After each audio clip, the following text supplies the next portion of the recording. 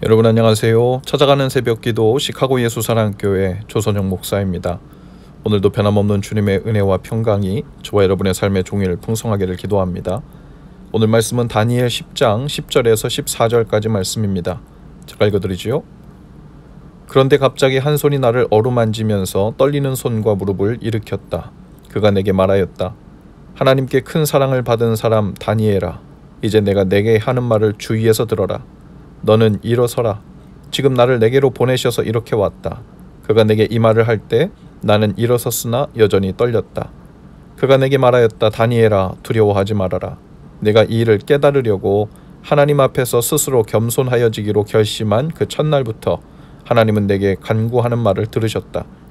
내가 간구하는 말에 응답하려고 내가 왔다. 그러나 페르시아 왕국의 천사장이 20하루 동안 내 앞을 막았다. 내가 페르시아에 홀로 남아있었으므로 천사장 가운데 하나인 미가엘이 나를 도와주었다. 이제 내가 마지막 때 내 백성에게 일어날 일을 깨닫게 해주려고 왔다. 이 환상은 앞으로 일어날 일을 보여주는 것이다. 아멘.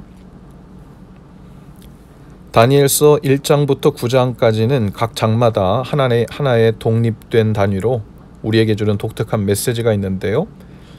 10장부터 12장은 세 장이 모두 합해서 하나의 전체적인 환상을 구성하고 있습니다.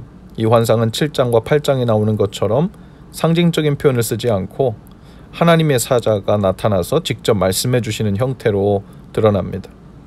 특별히 오늘 본문 10장은 그 서론 부분으로 인자에 관한 환상과 또 장래일에 대한 환상을 받을 마음의 준비를 하는 내용이라고 볼 수 있습니다. 페르시아 즉 바사왕 고레스는 이스라엘 백성과 인연이 깊은 왕입니다. 그는 유대민족을 70년간의 바벨론 포로 생활에서 해방시켜준 구원자와 같죠. 하지만 실상 유대민족을 해방시킨 자는 그가 아니라 하나님이셨지요. 역대하 36장 22절에 보면 바사왕 고레스의 마음을 감동시키시며 라고 말씀하고 있습니다. 하나님께서 그 뜻을 성취하시려고 이 페르시아의 왕을 감동시켜 사용하셨다는 기록입니다. 오늘 본문에 읽진 않았지만 당시 다니엘은 고령의 나이였기 때문에 특별히 건강에 유의하고 몸조심을 해야 되는 상황이었음에도 불구하고 그는 무려 3주 동안이나 슬퍼하며 주 앞에 엎드려 있었다고, 즉 기도하고 있었다고 했습니다. 그는 일체의 좋은 음식들과 산의 진미들을 입에 대지 않습니다. 고기도 먹지 않았고 포도주도 마시지 않았습니다. 그는 중동에서 기분 전환으로 널리 사용됐던 기름도 바르지 않았습니다. 단지 육체의 생명을 유지하기 위해 꼭 필요한 것 이상은 먹지 않았죠. 다니엘은 그렇게 모든 것을 절제하면서 하나님 앞에 겸비한 자세로 슬퍼하며 기도했다고 했습니다. 다니엘이 슬픔 가운데서 기도한 지 만 3주가 되는 때였습니다. 그는 히데겔이라 하는 티그리스 강가에서 환상을 보게 되는데요. 그가 환상을 보았던 연대와 장소를 이렇게 정확하게 기록한 이유는 이 환상이 비역사적인 일이 아니라 실제로 일어난 역사적인 사건이라는 것을 말하고자 한 것 같습니다. 그가 강가에 서 있을 때 영적 세계가 갑자기 펼쳐지고 영광스러운 모습을 한 사람이 다니엘 앞에 나타나죠. 5절과 6절입니다. 그때 내가 눈을 떠서 보니 한 사람이 모시옷을 입고 우바스의 금으로 만든 띠로 허리를 동이고 있었다. 그의 몸은 녹주석같이 빛나고 그의 얼굴은 번갯불같이 환하고 눈은 횃불같이 이글거리고 팔과 발은 빛나는 노쇠처럼 번쩍였으며 목소리는 큰 무리가 지르는 소리와도 같았다라고 기록합니다. 그가 본 분은 분명 하나님의 아들의 인자의 모습이었습니다. 이 모습은 요한계시록 1장 13절 이하에 기록된 이 사도 요한이 밤모섬에서 본 인자의 모습과 똑같았습니다. 세마포 옷은 대제사장이 입는 옷으로 인자는 대제사장이심을 말해주죠. 허리에 순 금띠를 띄었다는 것은 왕권을 가졌다는 뜻입니다. 그 몸이 녹주석처럼 빛나고 얼굴이 번갯빛 같았다는 것은 창조주의 권세와 영광을 의미합니다.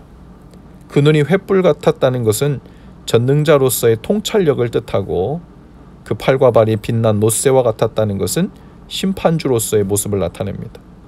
그 음성이 많은 무리의 소리와 같고 우렁차고 힘이 있었다고 했어요. 그 인자의 모습은 장차 온 세상을 심판하실 만왕의 왕의 모습이었습니다.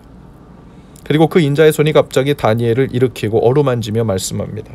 12절입니다. 그가 내게 말하였다. 다니엘아, 두려워하지 말아라. 내가 이 일을 깨달으려고 하나님 앞에서 스스로 겸손하여지기로 결심한 그 첫날부터 하나님은 내가 간구하는 소리를 들으셨다. 인자가 다니엘에게 온 것은 그의 기도가 응답되었다는 것을 하나님께서 들으셨다는 것을 알려주시려고 온 것이라는 거예요.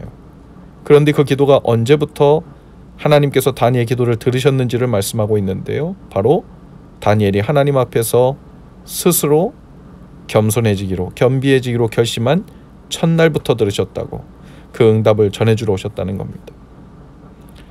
하나님을 사랑하는 자녀들의 기도를 들으시는, 또 응답해 주시는 하나님을 믿으시기 바랍니다.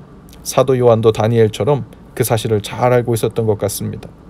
요한일서 5장 14절에 사도 요한은 이렇게 말합니다. 그를 향하여 우리의 가진 바 담대한 것은 그의 뜻대로 무엇을 구하면 들으신다는 것이었습니다. 만일 우리가 아무리 기도해도 응답해 주시지 않는다면, 들으시지 않는다면, 또한 선별적으로 드신다면 우리가 기도하기 참 힘들 겁니다. 하나님께서 우리의 기도를 들으시고 지체하지 않으시고 속히 응답해 주시는 분이시기 때문에 우리는 언제든지 주님께 나아가 기쁨으로 간구할 수 있죠. 주님께서는 저와 여러분이 겸비한 마음으로 주님을 바라보기 시작한 때부터 이미 우리의 기도를 들으시고 계신 줄로 믿습니다. 다니엘에게는 환상 중에 인자의 음성을 들려주셨지만 지금 주님은 우리에게 성령을 통해 말씀하시고 깨닫게 하시고 확신케 하시죠. 오늘 주님 앞에 드리는 기도가 이미 마음에 주님을 향했던 그 첫날부터 주님 귀에 들려지고 있고 있음을 믿으시기 바랍니다. 오늘도 우리의 기도를 계속하시고 진실하게 그리고 성실하게 그 기도를 이어갈 수 있는 능력과 힘을 주께서 공급해 주실 것입니다. 기도합시다. 우리의 눈길과 마음이 주님을 향한 날부터, 주님을 의지하기로 결심한 첫날부터 이미 우리의 기도를 빠짐없이 듣고 계시는 주님, 이 시간 저희에게 믿음을 더하시고 다니엘처럼 마음을 굳게 하여 주님께 아뢰고 간구하며 믿음으로 지속해 갈 수 있도록 도와주시고 인도해 주옵소서. 예수님 이름으로 기도합니다. 아멘. 여러분 오늘도 예수 사랑으로 화이팅입니다. 내일 아침에 다시 찾아뵙지요.